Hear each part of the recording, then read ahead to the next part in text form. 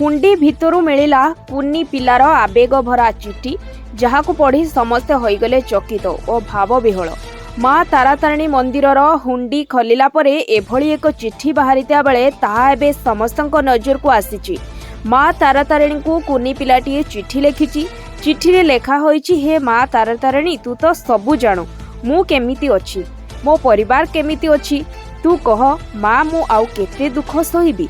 मु जदि छोट बेलू एते दुख सहिबी, बड़ हेले मो भाग्य कौन लेखा होई नथिबो। चिट्ठी पढ़िबा परे पूजारी समेत समस्त कर्मकर्ता भाव विह्वल होई जाइतिले।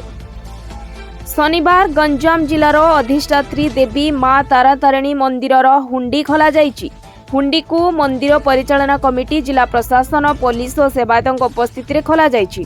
समस्त उपस्थिति रे हुंडी को खोला जाइछि। 4 मास परे मंदिरर हुंडी खोला जाइता बेले मंदिर दायित्व थिबा पुरुषोत्तमपुर तहसीलदार विनोद कुमार बेहेरा दायित्व नेबा परे एही हुंडी को खोला जाइछि। हुंडीरु टंका, सुना, रूपा और विदेशी टंका मध्य बाहरिछि। हुंडीरु कानाडा डॉलर किछि मिलिता बेले माँ तारातारिणी उद्देश्य एक छोट बालकर चिठी मध्य मिलितिबा देखिबाकु मिलिछि। चिठी रे बालक जनक निजको सद्बुद्धि दियो बोली लेखिबा सह निज भाई माँ बापा को भल रखिबा नेउरा होउचंती।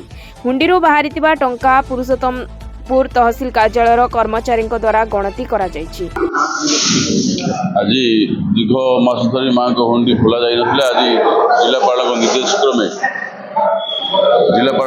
क्रमे पुरुषोत्तम तहसीलदार उपस्थिति एवं नूतन भाव दायित्व नहीं कार्यनिर्वाही अधिकारी विनोद कुमार बेहेरा उपस्थिति वरिष्ठ सेवायतों उपस्थिति माँ को हुंडी खोला जाइतिला। एथिरे विभिन्न प्रकार सुना अलंकार आरंभ कर धन टंका विभिन्न प्रकार सामग्री बाहरी, किंतु गोटे छोट पिलार चिठी समस्त को आचंबित करिछि। समस्ते जे भी ये उपस्थित अच्छा आमर मंदिर कमिटी आरंभ कर भक्तगण से चिठी पढ़ी समस्ते गोटे आचंबित होती। से चिठी लिखाई कि माँ मते मो परिवार को समस्ते घंट घोड़ा रखिथु, माँ मो बड़ भाई देह सुस्थ कर दियो, मो जेजेमा जेजेबापा को सुस्थ कर दियो। तेणु ए प्रकार जो भाव, ए प्रकार जो भक्ति नहीं गोटे छोट पिला माँ को चिठी लिखी निश्चित भाव में स्पर्शकारित विषय।